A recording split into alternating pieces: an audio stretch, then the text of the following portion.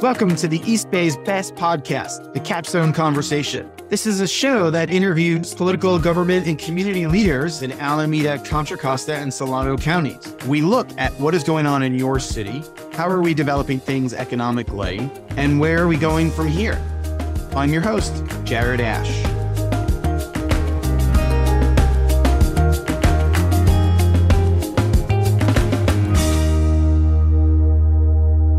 Welcome to today's episode of the Capstone Conversation. We are hopping around the greater East Bay here, and this episode should air a couple weeks before the end of 2023. So we're going to venture down to El Cerrito with Gabe Quinto, who is a longtime friend of mine, one of the first local elected officials I met when I moved to the East Bay about 8 or 9 years ago.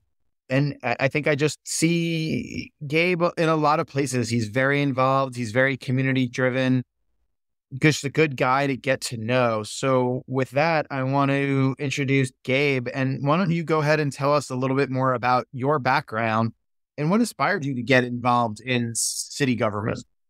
Thanks, Jared.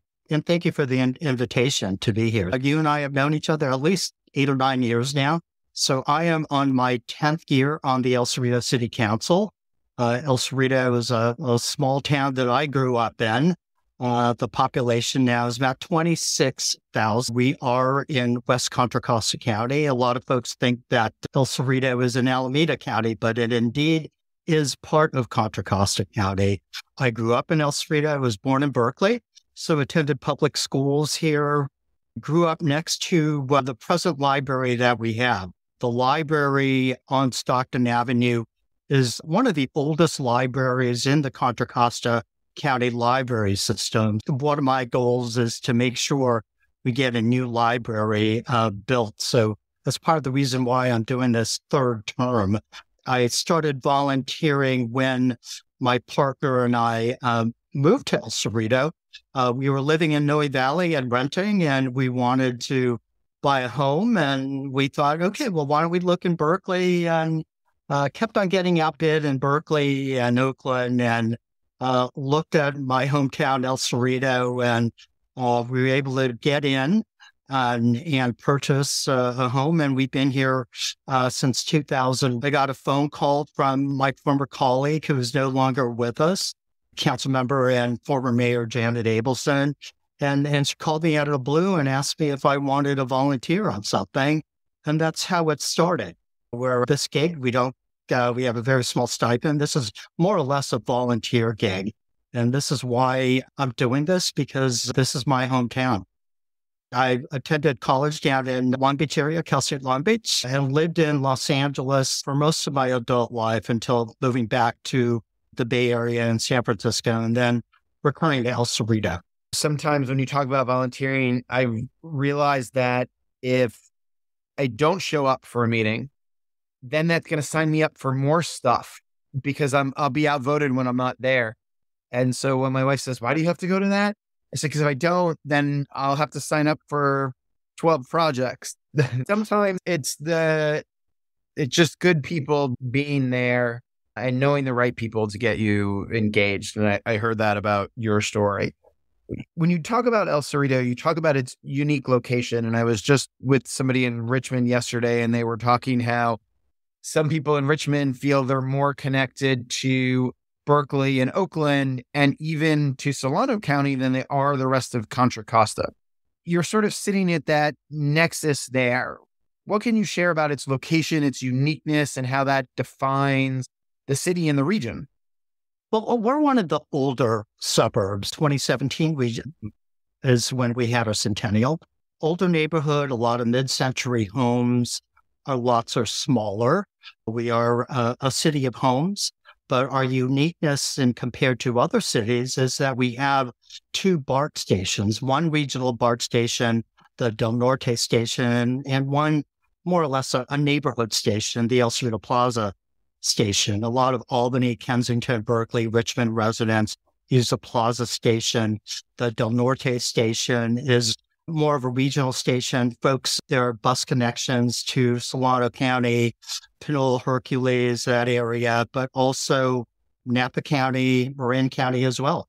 So that's one of our busiest stations in Contra Costa counties, and we're freeway close. So that is our uniqueness. We're a short BART ride away from San Francisco, next to UC Berkeley.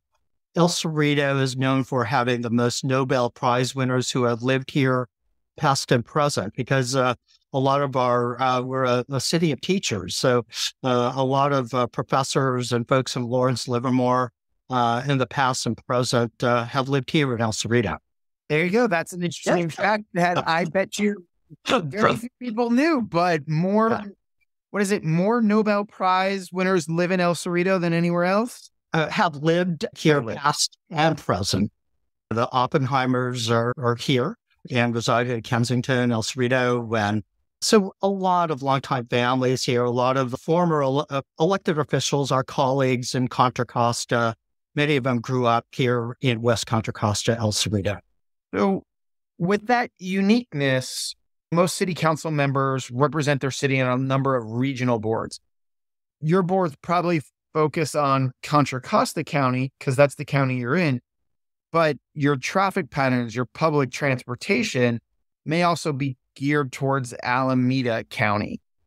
How do you as a city official help your city and your constituents sort of bridge that uniqueness of a gap? And that truly has been something to get used to. Politically, we're more or less aligned here on the I-80 corridor, being right next between Berkeley and Richmond. But we truly are a Contra Costa city. So I see the importance of making sure we are aligned with the values of Contra Costa counties. When we attend regional boards, I'm a executive committee member of the Contra Costa Mayors Conference. I was chair back in 2020. I'm the second vice president of the League of California Cities, former president of the East Bay Division. I've learned the importance of regionalism and working together regionally. Yeah, so we have a lot in common with Central County, South County, East County, and I mentor a lot of the young people that are elected officials in Contra Costa, and just to make sure they know they have every opportunity to do what I'm doing, to do what my other colleagues in Central and East and South County are doing. We're going through this transitional phase right now where a lot of our longtime elected officials are retiring, and it's time to get this new generation and include them, and they are welcomed here in El Cerrito. We're one of the few cities building housing for everyone. So we have a lot of built affordable housing projects. We have a very large project, which is the largest project in El Cerrito history, and that was my idea, actually, back in 2016 when we lost our library bond measure. And so that was 2016, 2017 time. And we've just lost it by 2.5 points. Whereas my colleagues in Pleasant Hill, they were able to squeak theirs in and theirs passed. They have a beautiful library. I'm hoping that we can have a library built at the site of the El Cerrito Plaza BART station parking lot. BART took my idea, and they're in charge of building 7 units in all income levels. More than 47% of that will be affordable housing. So you look at a lot of our housing that were once starter homes in the flatlands. These are $1 million plus homes now. So I want to make sure that our young generation who decide to move back to El Cerrito after they work on their degrees, they'll have every opportunity to move back here. This is a great opportunity for seniors and for single parent with kids to move. We will have low income and middle income housing for seniors and people with disabilities, and hopefully that will create more diversity. El Cerrito is the last predominantly Caucasian cities in West Contra Costa. You look at the demographics of the other cities in West County, and it looks like the state of California, really. But El Cerrito, when people move here, they stay here for good. until they're gone. We're getting a lot of multi-generation of families moving in, and that's great to see. Does that mean it's an older city currently? Yeah, And we then have an older city, a lot of seniors, families that have been here from the beginning, and they're still here. We want to make sure that we will be able to provide affordable housing for everybody. And if you look at the legislation that has been done from my assembly member, Bucky Wicks, and Senator Scott Wiener, so they're making cities build housing for all. So I'm glad El Cerrito is the first. And we're finally seeing other cities in the area like Richmond playing catch up. It's making sure that we provide housing for the next generation. massive project, 750 units. You're talking 4,000, 5,000 people then? Yeah, about that. So And 25% of the city's population. it's exciting to see because you're going to see the future of transit-oriented development, and we do see it here in El Cerrito. They built, which is the Holiday Group, they built modular housing, and they were the ones that built the Mayfair building, which is market rate. And the governor was able to give to El Cerrito the pro-housing designated city, which the state gave millions of dollars more to El Cerrito to create affordable housing projects. We'll be breaking ground hopefully next year next to the Holiday Project, next to the Mayfair building. They call it the Mayfair building because there was a Mayfair market there back in the day, and that was closed back when I was in high school. So you look at it's taken over 40 years to finally put something on that empty lot, and I'm glad we are providing housing. You're seeing how expensive it is to live here in the Bay Area. This is an opportunity where you don't have to buy a car, don't have to spend money on a lot of car insurance, and you'll just be able to take BART or take AC Transit.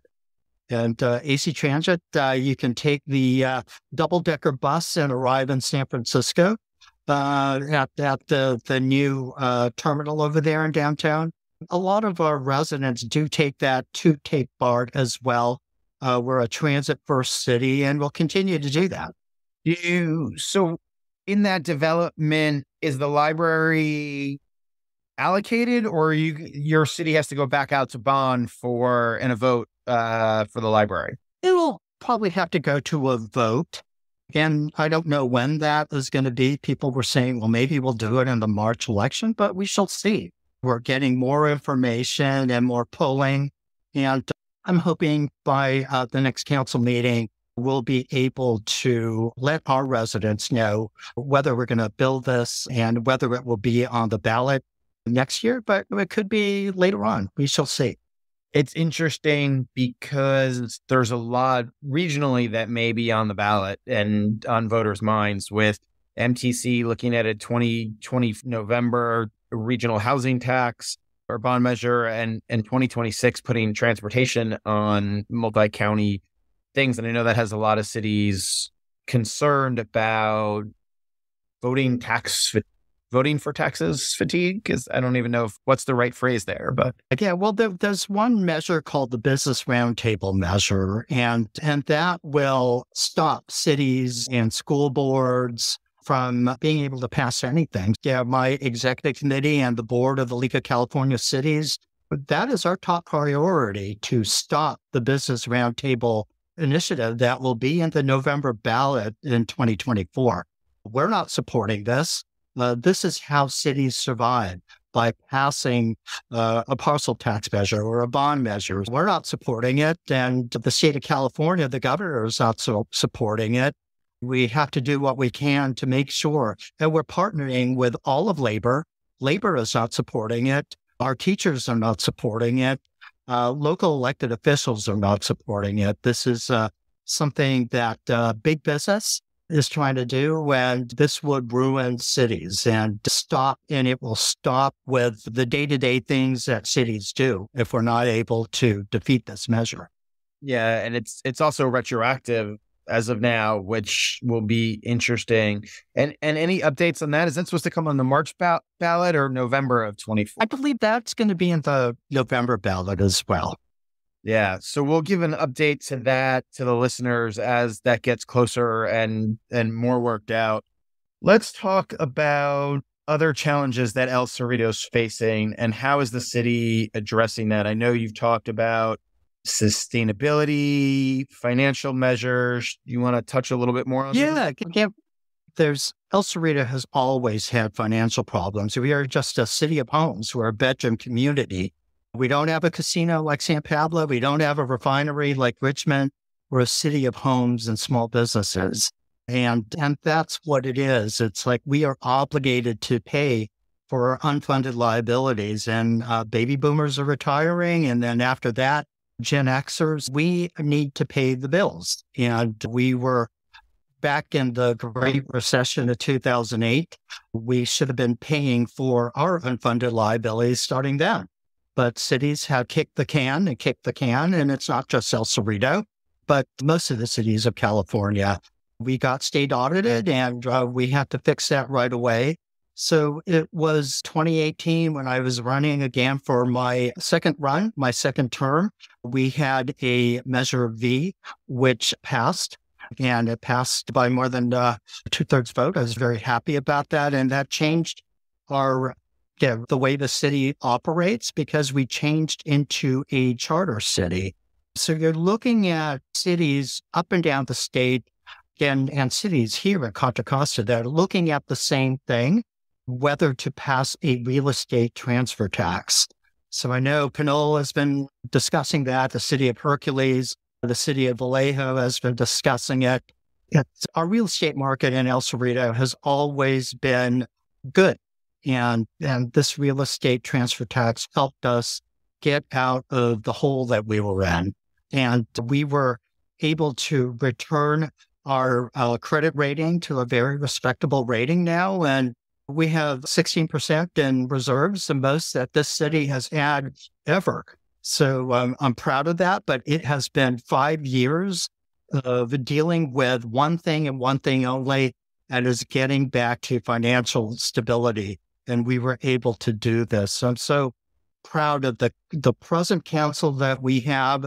We learned our lesson from the state audit, and we're not going to play politics. We're going to do the right thing for now on, and our seats are nonpartisan. We just need to do the right thing, and we need to pay for unfunded liabilities, and that's what we're going to do. We put $1 million in an emergency fund. We are in a high fire danger zone, and we're right on the Hayward earthquake fault.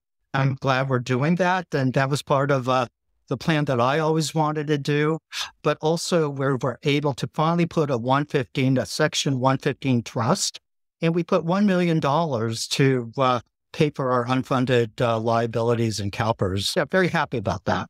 Let me ask some questions. Half our audience is elected officials or people in the know, and half of them aren't. They're people who are business owners, community members. Let's define a couple things you said in there. First, what is a real estate transfer tax? And hopefully answer these short, but we'll try to define it.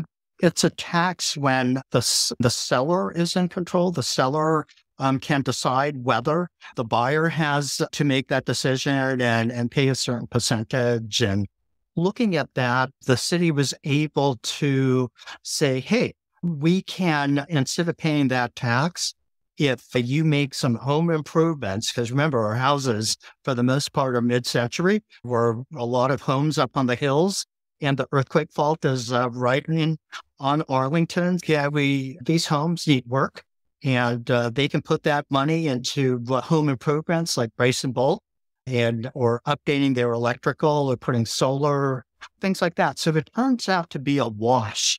And El Cerrito continues to be a desirable place to live. People are still overbidding despite the interest rate went down to 7.11, the lowest in a month. But yeah, we're still having people bid, and they bid high and they bid over. and there are multiple bids out there. For an inner bay city, like you have Albany, Berkeley, parts of Berkeley, and all of El Cerrito are still desirable places to live. And I'm so happy about that because we are centrally located and just so close to Berkeley, UC Berkeley, close to downtown Oakland.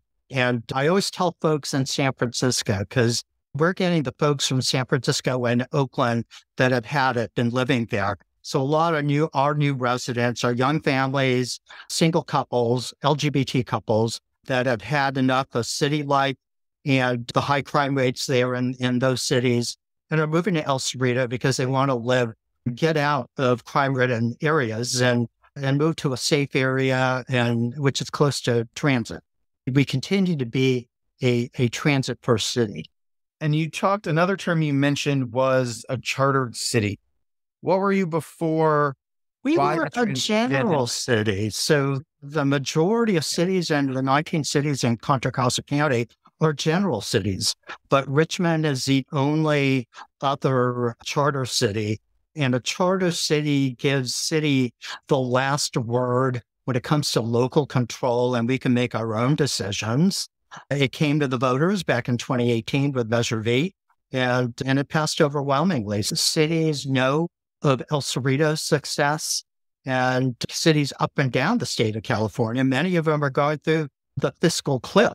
And I know many of our cities in Contra Costa, especially West County, are going through the fiscal cliff right now. So they are definitely looking at creative ideas like changing over to becoming a charter city and doing this real estate transfer tax. It's let the voters decide. And so our residents know we vote in huge numbers, and we've carried many of the bond measures that the school district has asked for through the years. I say, let the people decide, let the voters decide. Yeah, well, I also want to give you a shout out for credit for, and the rest of your council, to managing the unfunded pension liabilities. There are not a ton of cities that are practicing that level of fiscal responsibility. Some are, but I would say out of 400 plus cities in the state, it sounds like maybe a third are working towards it and maybe a third are just ignoring it. Yeah, but I'm just proud to say as a Contra Costa city, the majority of Contra Costa cities are fiscally responsible. But you see some cities that are going through difficult times, and it's usually our smaller bedroom cities. Cities here in West County are having difficulties. I guess Richmond is not. They have a casino, so they're going strong, and people wonder why they're able to get the new city hall and all of these great infrastructure projects. It's because they have a casino. Like Richmond would be on a rockier road if they did not have that refinery there. So you look at the Pinols and the Hercules and other cities, and we're all in the same boat. So that's why the municipalities are looking at how we can deal with this.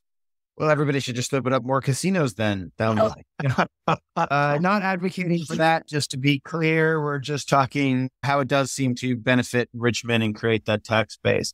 Yeah, Pablo. Thing your city is doing to innovate and embrace changing times. Sounds like you're managing your finances. How are you embracing technology or the change? How are you embracing bringing in a couple new residents? I totally embrace tech, and especially when it comes to public safety. And unfortunately, we have the reputation of having a high property crime rate. Usually we're on the top of that.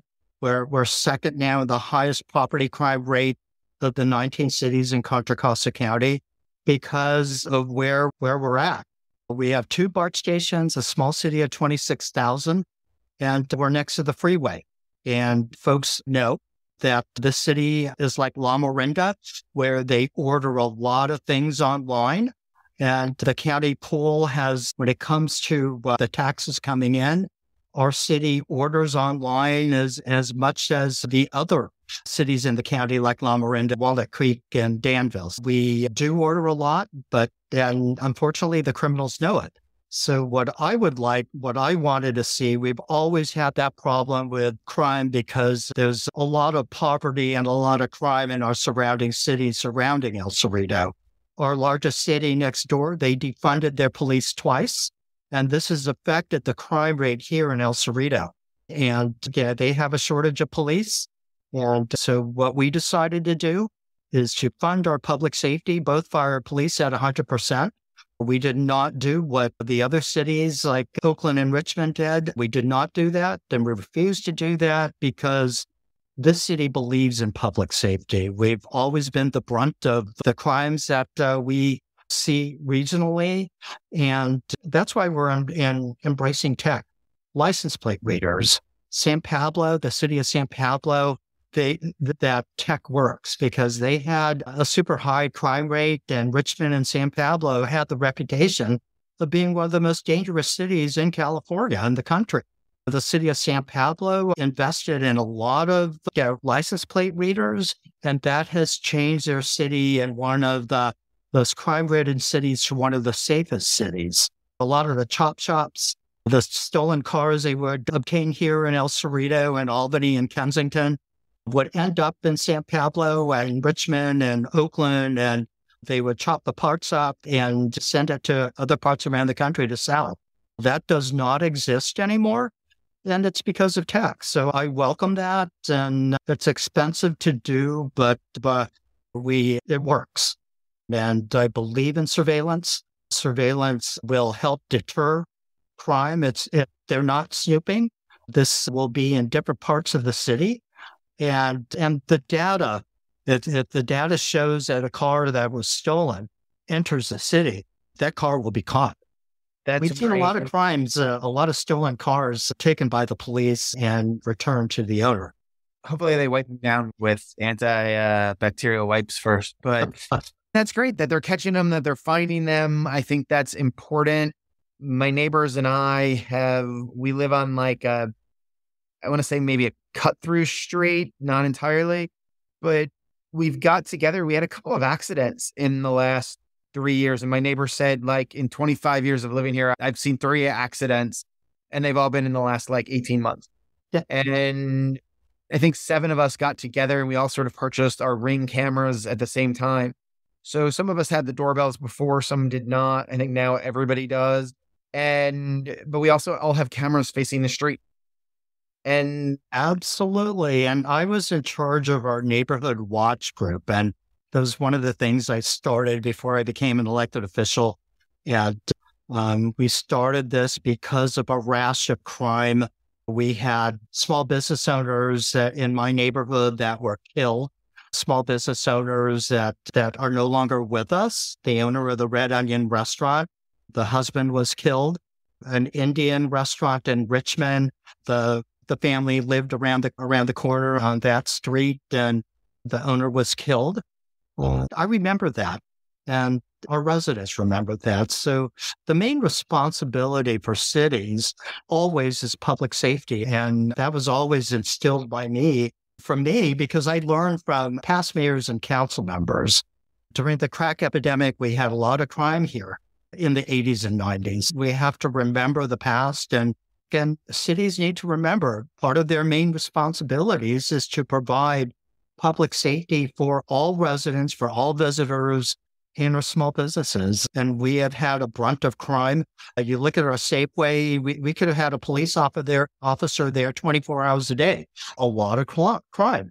And the crime is not done by El Cerrito residents, but residents outside of El Cerrito that don't live in our city.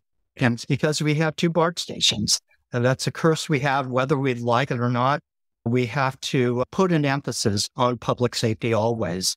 And I got hit big time. A lot of my progressive friends wanted me to defund the police. I would not do that. And a lot of people didn't vote for me. But this proves that I am right. I'm getting thank yous from the residents now. I did the right decision. I made the right decision.